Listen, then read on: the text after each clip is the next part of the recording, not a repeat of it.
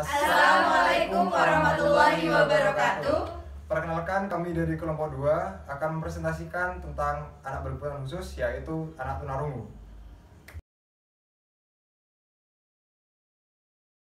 Yang pertama, saya akan menjelaskan pengertian dan gejala bagi anak tunarungu. Pengertian anak tunarungu secara etimologi terdiri dari dua kata. Yang pertama tuna dan yang kedua rungu. Tuna artinya kurang dan rungu artinya pendengaran. Jadi tunarungu adalah kurangnya pendengaran. Menurut Gunawan, tunarungu adalah suatu istilah yang digunakan kepada seseorang yang tuli atau kurang pendengaran. Hal ini disebabkan karena kerusakan atau ketidakfungsian alat pendengarannya, sehingga memerlukan bantuan khusus atau pelayanan khusus yang dapat mengembangkan potensinya. Nah, tunarungu ini kan ada dua, orang yang disebut tuli dan orang yang kurang mendengar. Orang tuli adalah orang yang sama sekali tidak memiliki kemampuan dalam mendengar, meskipun itu dibantu dengan alat khusus sekalipun. Sedangkan orang yang kurang mendengar adalah orang yang masih memiliki sedikit pendengaran. Menurut Morris, tuli adalah seseorang yang tidak memiliki kemampuan mendengar pada tingkat 70 desibel atau lebih, sehingga tidak memiliki kemampuan dalam memahami dan mengerti perkataan dari orang lain dengan atau tanpa alat bantu khusus. Jadi, dapat disimpulkan bahwa tunarungu adalah seseorang yang memiliki gangguan pendengaran sehingga susah untuk memahami dan mengerti perkataan dari orang lain. Yang kedua, ada gejala bagi anak tunarungu. Gejala bagi anak tunarungu itu dibagi menjadi dua. Gejala saat sebelum lahir dan gejala setelah lahir. Yang pertama, gejala saat sebelum lahir. Ini biasanya disebabkan oleh faktor bawaan seperti faktor genetik dari orang tua atau seorang ibu yang mengidap penyakit pada masa-masa kehamilan. Penyakit ini seperti penyakit rubella, di mana penyakit ini sangat berbahaya apabila menyerang ibu hamil karena bisa ditularkan oleh ibu kepada bayinya. Penyakit ini berdampak pada janin yang dikandung oleh ibu tersebut. Karena nantinya pada saat bayi itu dilahirkan akan mengalami kerusakan pada saraf-saraf sehingga menyebabkan kecacatan seperti kecacatan penglihatan, pendengaran, atau kebocoran pada jantung. Gejala yang timbul pada bayi yang menderita gangguan pendengaran biasanya: yang pertama, bayi tersebut tidak terkejut apabila mendengar suara nyaring. Yang kedua, pada saat memasuki usia 4 bulan, bayi tersebut tidak menoleh apabila ada seseorang yang berbicara. Dan yang ketiga, pada saat memasuki usia 15 bulan, anak tersebut belum bisa mengucapkan satu patah kata pun. Yang kedua, yaitu gejala saat setelah lahir. Ini biasanya disebabkan oleh faktor kecelakaan, gangguan infeksi pendengaran, dan paparan suara keras secara terus-menerus. Gejala yang terjadi biasanya yang pertama yaitu kurang mendengar suara dari orang lain. Yang kedua, telinga berdenging. Dan yang terakhir atau yang ketiga yaitu memerlukan konsentrasi penuh dalam memahami dan mengerti perkataan dari orang lain. Selanjutnya ada faktor penyebab anak tunarungu. Yang pertama ada faktor pranetal atau sebelum anak dilahirkan. Yang pertama, faktor genetik atau hereditas. Anak mengalami tunarungu diakibatkan keluarga yang memiliki tunarungu secara genetis. Jadi anak yang dilahirkan akan memiliki tunarungu juga. Yang kedua, cacar air dan campak. Ibu yang mengandung anaknya saat mengandung itu memiliki cacar air atau campak. Jadi anak yang dilahirkan itu juga akan memiliki faktor untuk menderita tunarungu juga. Selanjutnya yang ketiga, toksamela atau keracunan darah. Ibu yang mengandung anaknya memiliki keracunan darah yang mengakibatkan plasenta menjadi rusak dan akan melahirkan seorang anak yang memiliki atau menderita tunarungu juga. Yang keempat, penggunaan obat pil dalam jumlah besar.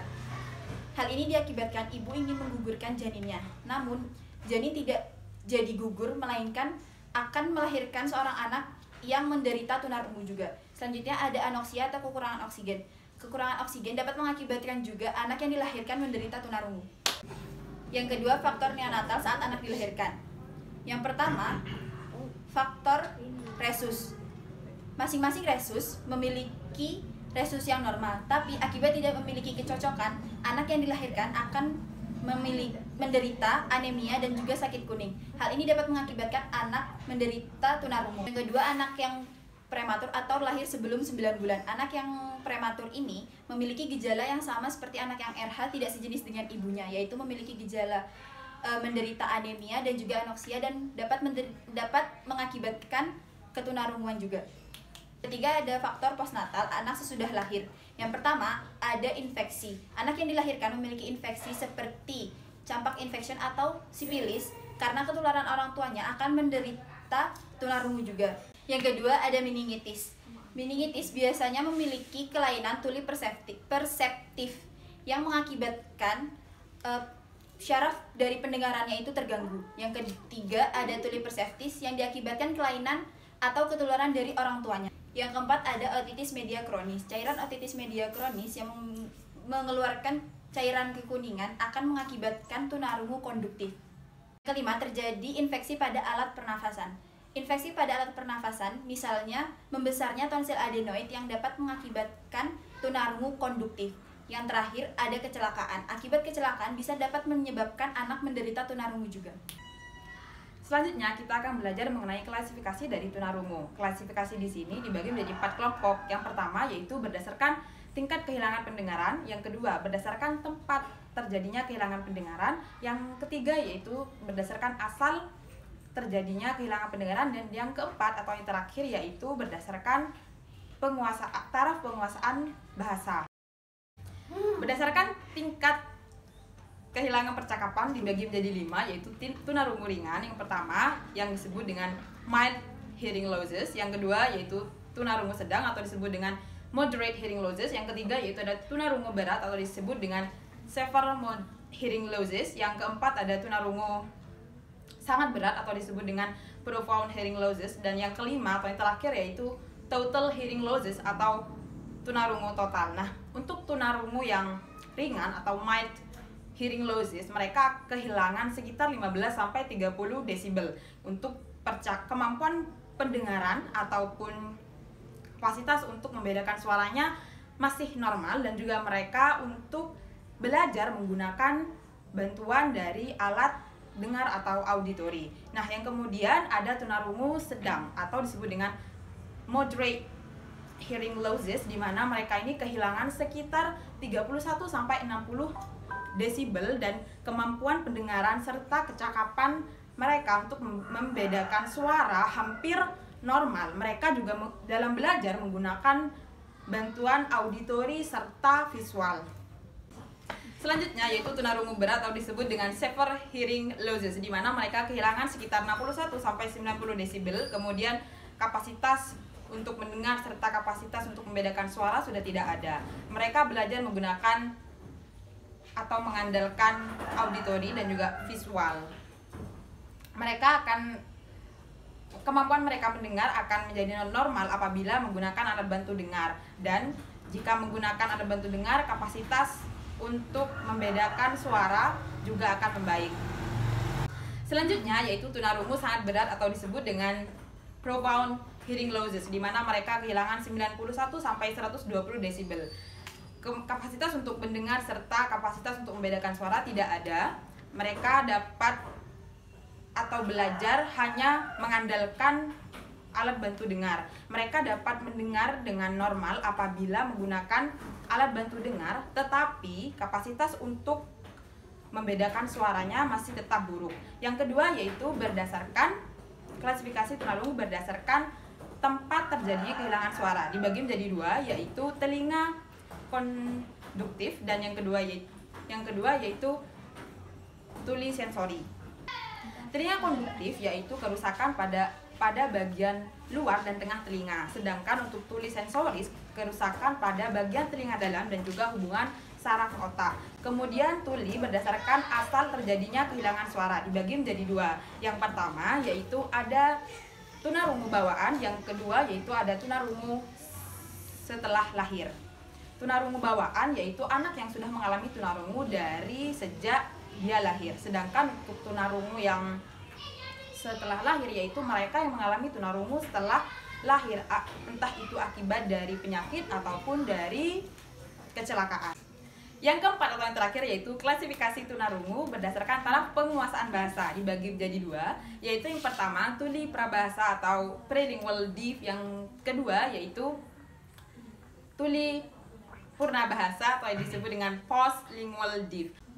Yang pertama yaitu tuli prabahasa atau prelingual deaf, yaitu di mana anak menyamakan tanda seperti contoh menunjuk, meraih dan sebagainya, namun mereka masih belum membentuk sistem lambang, atau mereka yang tuli sebelum menguasai suatu bahasa. Yang kedua yaitu tuli purna bahasa atau yang disebut dengan postlingual deaf, di mana anak sudah memahami dan menerapkan sistem lambang di lingkungannya, atau mereka yang tuli setelah menguasai suatu bahasa. Selanjutnya di sini saya akan membahas tentang dampak dan penanganan bagi anak tunarungu. Yang pertama di sini saya akan membahas tentang dampak bagi anak tunarungu. Dampak bagi anak tunarungu itu ada 4. Yang pertama di sini ada perkembangan bicara dan bahasa. Yang kedua ada aspek kepribadian dan sosial. Yang ketiga ada perkembangan akademik anak terhambat, dan yang keempat ada penyesuaian sosial pribadi. Yang pertama di sini ada perkembangan bicara dan bahasa, di mana di sini dampaknya akan mengakibatkan anak mengalami keterlambatan dalam berbicara. Nah, karena kebanyakan anak tunarungu itu tidak memiliki keterampilan berbahasa. Di sini yang kedua ada aspek kepribadian dan emosi, di mana anak tunarungu ini lebih cepat emosi, memiliki rasa egois yang tinggi dan cepat tersinggung. Karena emosi ini yang membuat perkembangan anak tunarungu menjadi terhambat. Yang ketiga di sini ada perkembangan akademik terhambat, di mana prestasi anak berkebutuhan khusus tunarungu itu lebih rendah daripada anak biasa, karena anak tunarungu itu tidak mempunyai keterampilan bahasa, dan pendidikan sangat berkaitan dengan bahasa dan pendengaran. Bukan anak tunarungu itu lebih rendah bukan karena intelektualnya, tapi karena faktor bahasa dan pendengarannya. Yang keempat di sini ada penyesuaian sosial pribadi, di mana anak tunarungu di sini sangat berkesulitan untuk berkomunikasi dalam bersosial. Nah, anak tunarungu ini dalam bersosial itu cenderung lebih kaku, empatinya kurang, dan egosentris. Nah, selanjutnya di sini saya akan membahas tentang penanganan anak tunarungu. Penanganan anak tunarungu ini ada 4. Yang pertama dengan terapi bermain, yang kedua dengan menggunakan alat pendengar, yang ketiga dengan implan koklea, dan yang keempat dengan bahasa isyarat.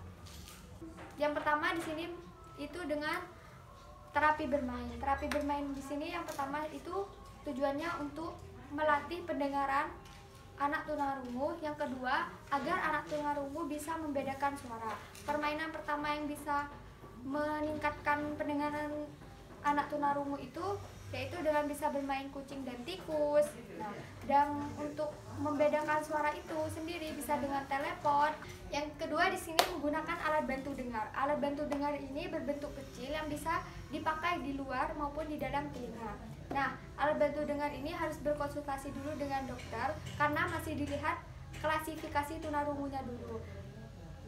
Alat bantu dengar ini bisa digunakan hanya 1-5 anak saja, karena banyak sekali orang yang menggunakan alat pendengaran ini gagal. Yang ketiga di sini menggunakan implan koklea, di mana implan koklea ini digunakan dengan cara dioperasi ataupun dengan cara pembedahan. Nah, di sini implan koklea ini bisa saja gagal dan bisa juga berhasil.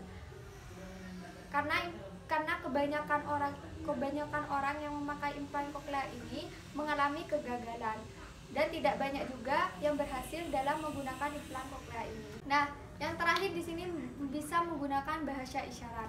Nah, bahasa isyarat di sini sangat penting dalam penanganan anak tunarungu, karena tanpa bahasa isyarat anak tunarungu tidak bisa berkomunikasi dengan orang anak biasa dan sesama anak tunarungu. Bahasa isyarat di sini memiliki aturan yang berlaku, dan bahasa isyarat di sini harus diajarkan ke anak mulai dari umur 5-8 bulan agar anak terbiasa dan paham tentang bahasa isyarat. Tujuan umum. Penyelenggaraan pendidikan bagi anak berkebutuhan khusus agar anak berkebutuhan khusus dapat mengembangkan dirinya dan menerima dirinya saat pembelajaran maupun saat bekerja, sehingga keterbatasan yang dimilikinya tidak menjadi hambatan bagi dia untuk berkembang. Selanjutnya adalah tujuan khusus.